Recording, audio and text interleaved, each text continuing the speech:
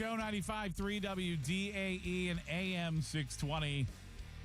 888-546-4620. If you want to jump aboard, you can also text your thoughts to the Bartow Ford DAE text line 82945. Message and data rates may apply.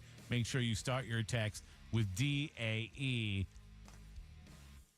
I was wrong once already about the Giants on Sunday, and a lot of you think I'm wrong in general when it comes to the Tampa Bay Buccaneers, because I've been saying I really believe this team has a chance to win 6 or even all of their final 7 games because of the competition ahead of them. It's not good.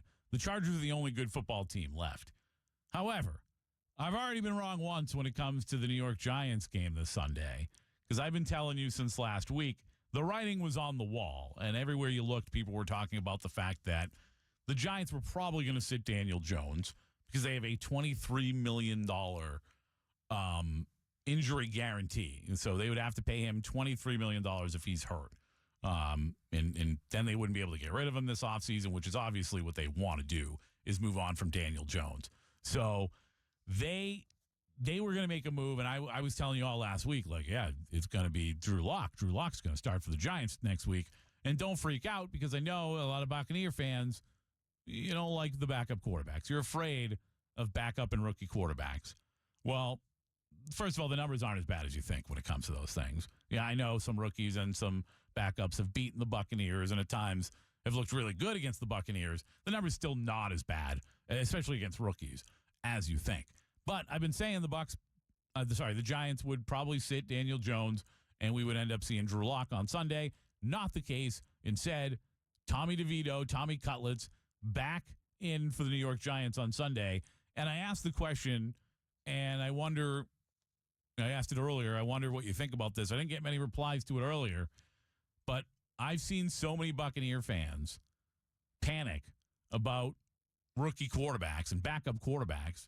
I decided to ask earlier, which one is scarier to you?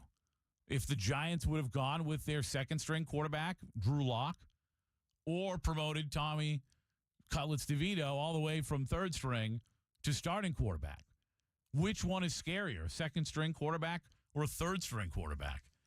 I don't believe it should be either for the Buccaneers. And I said it earlier, I'll say it again.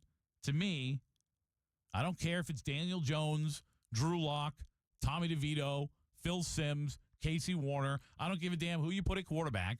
The Giants team should not beat the Buccaneers. Now, we'll see what Aaron says tomorrow.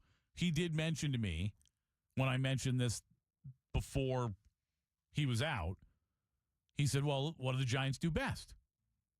And they do have some really good pass rushers, and they get after the quarterback, no doubt. And we could be without Tristan Wirfs on Sunday. We'll get our first injury report of the week tomorrow. So, yes, you could have a weak spot there where the Giants are able to get after Baker Mayfield a little bit. You run the football. And they've got a really good defensive line. I get it. But you're going to be able to move the ball against that team. You've moved the ball against everyone. All right? You've played the best run defenses in the NFL this season, and you've run the football well. And at times, honestly, in my opinion, without enough commitment to the run. There's been games where I wish they would have run the ball more, and I know it's hard when you get down, but at the end of the day, the Bucs have played Baltimore, who has now the second best run defense in football. The best is Minnesota. Oh, there might be there's a bye week discrepancy there. I should look at, instead of at yards per game is probably a better look. But Minnesota, Baltimore, both great. We haven't played Minnesota, obviously, but the Bucs, they played Baltimore, who's second in the league against the rush, and they ran the ball for 125 yards. They played against Kansas City and ran the ball fairly well, and they're third in the league against the rush. So the Giants, by the way, they've actually given up a ton of rushing yards despite having a very good defensive line. I didn't realize it was as bad for them. I thought they were maybe a little bit in the middle of the pack. It's actually, they're the 4th worst run defense in the NFL. You should be able to run the football. So, yes, you could be without Tristan Wirfs. Baker Mayfield could be running for his life a little bit. But the advantage is still Buccaneers in this football game, regardless of who's at quarterback for the Giants. And again, I know you are very afraid. Very afraid. On the Bartow Ford DA text line, Cutlets is scary. Is he? I know the kid had a couple of fun games last year, and everyone loved the story of his family going to games and making cutlet sandwiches for everybody outside. I get it. But I'm not afraid of Tommy Cutlets. Neither should you be. And I know the last time I said this, I said I wasn't afraid of the Denver Broncos, and we saw how that turned out. Listen, we've learned the Denver Broncos, as wrong as I was, really good football team. That's not the case with the New York Giants. They've got a really good defensive line and a great, well, he looks like he's going to be great, rookie receiver in Malik Neighbors. That's about it.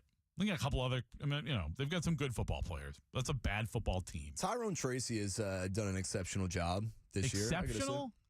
I would say he's done a lot better than people thought. Everybody thought Devin Singletary was going to be the starter all year. I did, personally. Yeah, but I don't know if I'd say he's been exceptional. I think he had a big fumble in the last game, by the way, if my memory serves me correct.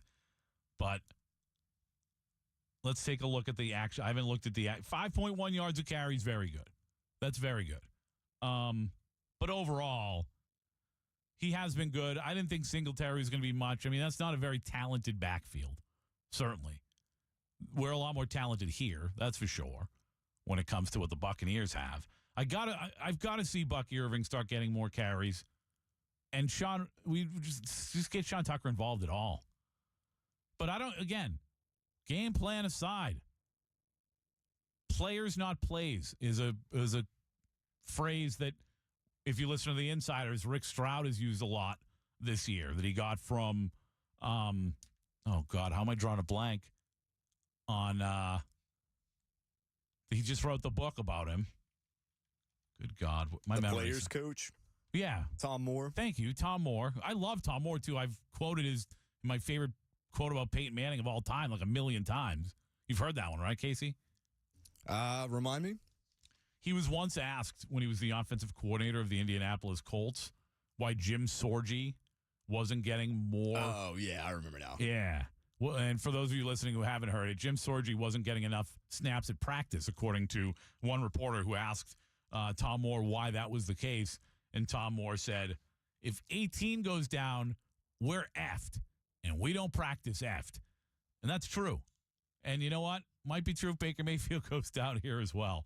But the reality is, the quote that Rick Stroud has been using from Tom Moore a lot this season on the Insiders is players, not plays. Meaning, you can coach as well as you want. If you don't have anybody who can cover the middle of the field, you're going to give up wide open passing plays all the time. You can coach as well as you want, but if you don't have Mike Evans and Chris Godwin out there, you're not going to throw the ball for a lot of yards to wide receivers. And even though we've seen this Bucs offense continue to play, I think, really good football, they're getting very little from the wide receiver position until Sunday when they get Mike Evans back, which I can't. It's going to be, as a Buccaneer fan, it's going to be really nice to see Mike out there because Baker needs him. Baker needs him. And I've said this before. I've been really impressed with Cade Otton. He's been better than I probably thought he could be. But unfortunately, he's not very explosive. And you need explosive plays in this league to win football games. And if the offense is, I love him as an outlet. I love him for first downs. But your offense needs to make explosive plays. And they're not going through Cade Otton. You need help from the wide receivers. And right now, they haven't been getting it. But I'll tell you what, even if they came out and said tomorrow, you know what, Mike Evans, not quite ready yet. We're going to hold him out one more week. You should beat the New York Giants. The team's bad.